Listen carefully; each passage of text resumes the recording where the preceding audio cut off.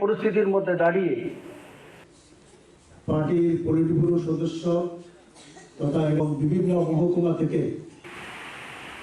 জিতেন চৌধুরী আছেন, আমরা আপনাদের এই সংগঠনের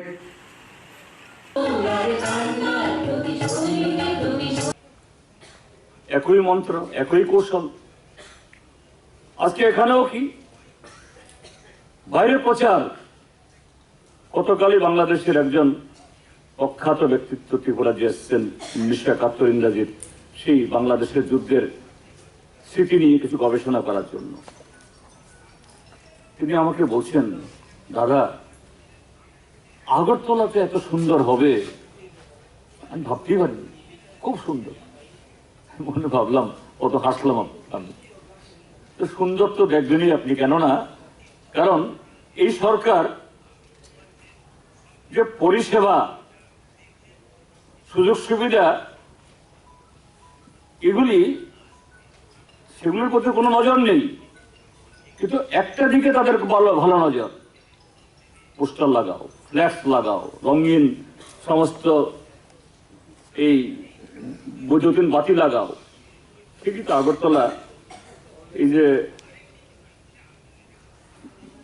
লেক চৌমুনির পাশে দ্বিতীয় যে সেতু হয়েছে, বামফ্রন্ট সরকারই করেছে, আমরা লাল নীল বাতি লাগাইনি, এরা এসে কিচ্ছু করেনি, লাল নীল বাতি কিছু লাগিয়ে দিল, বড় বড় ইলেকট্রনিক ডিসপ্লে বোর্ড লাগিয়ে দিল।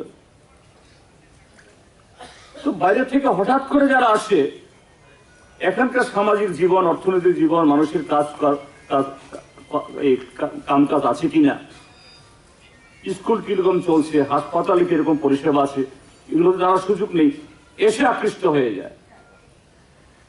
তো এইভাবেই রাষ্ট্রীয় ক্ষেত্রেতেও এবং রাজ্যের ক্ষেত্রেতেও আজকে এই ভারতীয় জনতা পার্টি সরকার এইভাবে মানুষকে বোকা বানানোর সমস্ত কাজগুলো চলে যাচ্ছে।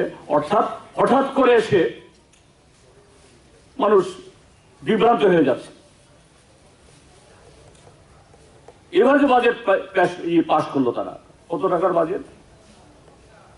26,000 কোটি টাকা। 26,000 কোটি টাকার বাজেটে 21,000 কোটি টাকা হলো ঋণ।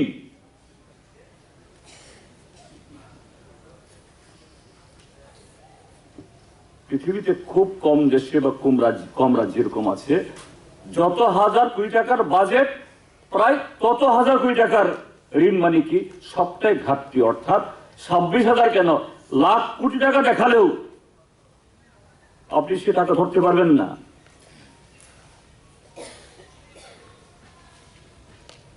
যে জনকল্যাণে, ওয়েলফেয়ারে, পরিকাঠামো নির্মাণে